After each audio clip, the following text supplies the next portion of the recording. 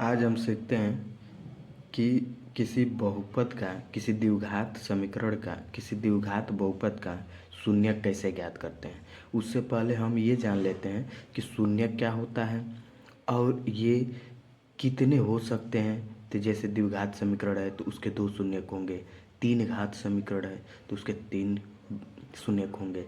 तो शून्यक होता क्या है? शून्यक शून्यक को हम लोग मूल भी कहते हैं। ये पहले पिछले वीडियो में भी बता चुका हूँ कि शून्यक को मूल कहते हैं। ऐसा मूल जो समीकरण को, जो बहुपद को शून्य कर दे, एक इक्वेशन बना दे। यानी शून्यक मतलब शून्य करने वाला। मैं पहले भी बता चुका हूँ, जीरो करने वाला। यानी जब इसका मान एक रखा जाए तो वो पूरे बहुपद को शून्य कर दे, पूरे बहुपद को जीरो कर दे, तो उसे शून्य कहते हैं। तो इतना बात समझ आ गई। आगे बढ़ते हैं। अब मानक बहुपद क्या होता है? मानक बहुपद एक ऐसा बहुपद होता है जिसके सहारे हम कंपैरिजन कर सकते हैं बहुपद को, जिससे साइन साइन का कंपैरिजन कर सकते हैं, कोफिशिएंट गुणांक का। और गुणांक पहले बता चुके हैं, गुणा होने वाले अंक। तो हमने क्या बोला कि ये मानक बहुपद इसलिए ज़रूरी पड़ता है क्योंकि हमें कंपैरिजन पढ़ना पड़ता है। कंपैरिजन करने के लिए वहाँ हम साइन का कंपैरिजन कर सकते हैं, प्लस आएगा या माइनस, उसको हम लोग डिसाइड कर सकते हैं। कोफिशिएंट कितना है, ए की जगह पर 4 है कि 5 है, बी की जगह पर -6 है कि 7 है, सी की जगह पर 8 है कि 9 है। इसके लिए कंपैरिजन गुणांक पता करने के लिए कहते हैं। तो इसलिए मानक बहुपद हमें नीड पड़ती, मानक बहुपद की हमें नीड पड़ती है। तो आज और आगे सीखते हैं कि गुणांकों तथा शून्यकों के बीच में जो संबंध होता है उसको कैसे पता करते हैं। तो इसके लिए एक प्रूफ होता है। अभी तो मैं फार्मूला ही बता दे रहा हूँ। गुणांक अभी बताया, गुणा होने वाले अंक, और शून्यक जो बहुपद को शून्य कर दे, उसके बीच में क्या संबंध होता है। ये क्वेश्चन आता है 2-3 बोर्ड में आता है क्लास 10th वालों के लिए। तो अल्फ़ा प्लस बीटा उसके लिए होता है -b/c। और b क्या है? b क्या है अगर पूछा जाए तो कहा जाएगा कि x का गुणांक है। क्या है? x का गुणांक है। x का गुणांक मतलब यहाँ पर x है, इधर देखिए, यहाँ x है, x का गुणांक यहाँ कहाँ दिख रहा है? b है, तो इसीलिए यहाँ पर b। और माइनस क्यों आया?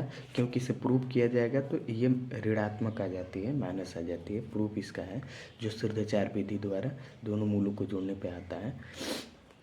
-b/a।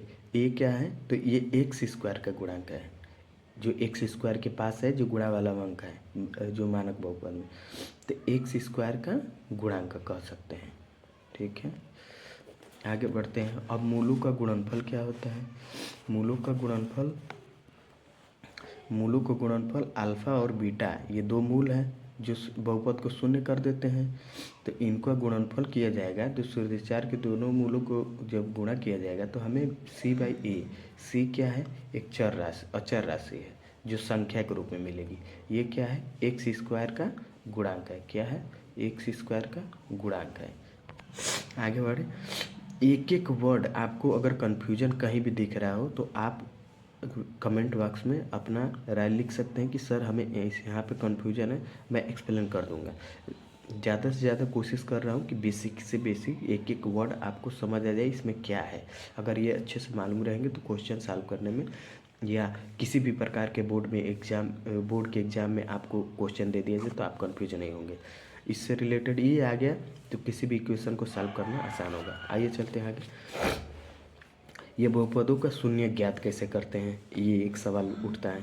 तो अगर हम मान लेते हैं कि अल्फ़ा और बीटा इसके शून्यक हैं, तो इसके मतलब शून्यक हैं तो इस अल्फ़ा का मान को या बीटा का मान को, किसी एक मान को एक बार रखना है, क्योंकि दो घात है, इसके अलग अलग दो मान आएंगे और दो मान इसको शून्य कर देंगे। तो ये अल्फ़ा को मान रखने पर इसको शून्य कर दे रहा है, तो इसके मतलब यहाँ पर बराबर आ जाएगा। कहने का मतलब पूरा समीकरण, पूरा बहुपद इस जीरो के बराबर हो जाएगा, क्योंकि अल्फ़ा का मान रखने पर शून्य हो गया, क्योंकि ये शून्यक है। तो लिखेंगे यहाँ पे, यदि अल्फ़ा एंड बीटा, मान लेते हैं कि इस बहुपद के, ये कौन सा बहुपद है? द्विघात बहुपद, तो इसके कितने मूल होंगे? 2 मूल होंगे, अल्फ़ा और बीटा। मान लेते हैं कि यदि इसके मान लेते हैं कि अल्फ़ा बीटा इसके मूल है, शून्यक है, तो मूल है, तो शून्यक है, तो इसके मतलब इसको इस ये शून्य कर देगा। इसके मतलब ये जितने बहुपद होंगे शून्य के बराबर होंगे। किसके बराबर होंगे? शून्य के बराबर होंगे। तो यहाँ पर लिखेंगे हम लोग, स्टेटमेंट लिखना ज़रूरी है, स्टेटमेंट लिखना ज़रूरी है। फिर एक बार बता दे रहा हूँ, यदि अल्फ़ा और बीटा इस बहुपद के शून्यक हैं तो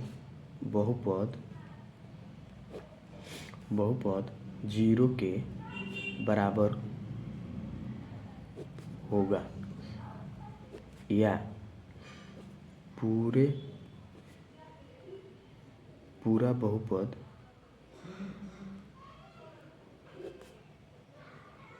शून्य हो जाएगा। एकदम बेसिकली बता दे रहा हूँ, ऐसा किताब में सब कुछ नहीं लिखा होगा, शून्य हो जाएगा। तो हम जानते हैं कि x² -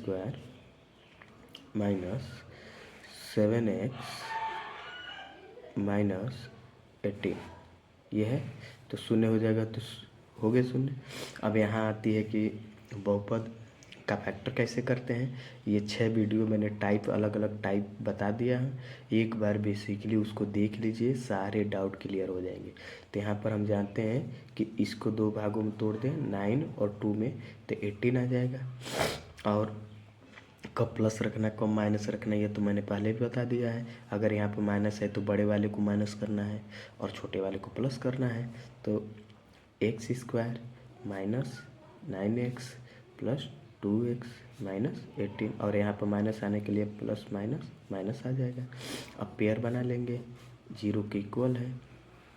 जैसे ही पेयर बनाए तो क्या हो गया, ये x कॉमन हो गया, x - 9 हो गया, और यहाँ से 2 कॉमन ले लिए तो x - 9 हो गया यहाँ पे 0।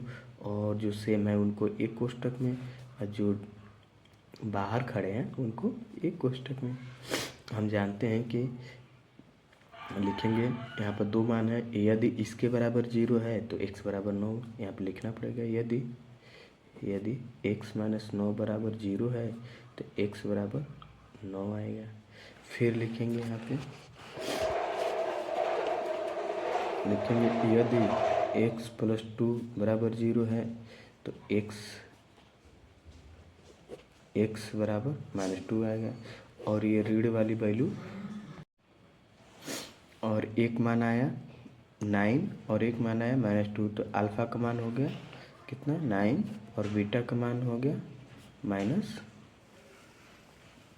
-2। अब अगली वीडियो में हम लोग देखेंगे कि इन दोनों के बीच संबंध कैसे ज्ञात करते हैं। ठीक है, प्रूव करना सीखेंगे, या प्रश्नावली में 2B में चलेंगे हम लोग।